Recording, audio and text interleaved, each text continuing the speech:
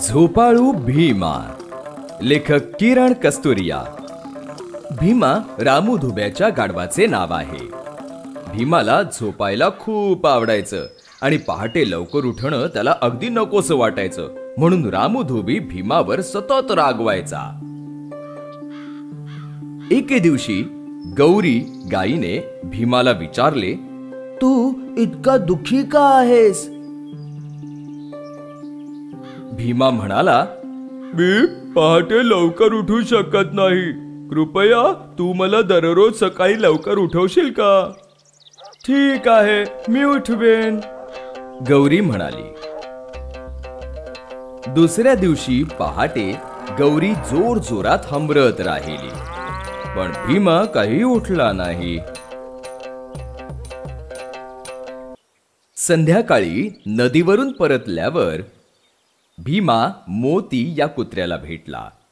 तो मोतीला म्हणाला, मोती, मी सकाळी वेळेवर कधीच उठू शकत नाही, तू मला उठवशील का? ठीक आहे, मोती म्हणाला। दुसऱ्या दिवशी सकाळी तो भो भो भुंकला, पण भीमा जागा झाला का? मुळेच नाही। त्या संध्याकाळी भीमा चिनू कोंबड्याला भेटला। तो चिनूला म्हणाला, तू पहाटे आरवतोस आणि सगळ्यांना झोपेतून उठवतोस, तू मलाही उठवशील का? चिनू सहमत झाला।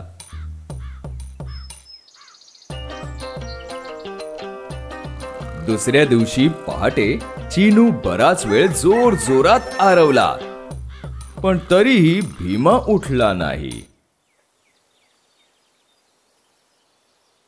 दुसऱ्या दिवशी संध्याकाळी भीमाने काळू कावळ्याला पाहिले। तो मजेत काव काव करत होता। काळू, कृपया तू मला पहाटे उठवशील का? त्याने विचारलं। काळू म्हणाला, का नाही, मी तुला ओरडून उठवीन। दुसऱ्या दिवशी पहाटे काळू कावळा शक्य तितका वेळ काव काव करत राहिला, पण भीमा काही उठला नाही। यामुळे भीमा दुःखी झाला।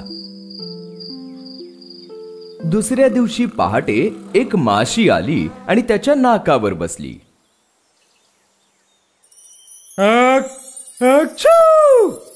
एक जोरदार शिंक येऊन भीमा ताडकन उठला।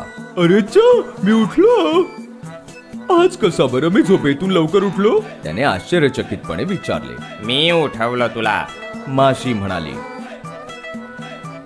तू मला असं रोज पहाटे उठवशील का? हो नक्की, माशी म्हणाली। शेवटी भीमा खुश झाला की ही युक्ती उपयोगी पडेल।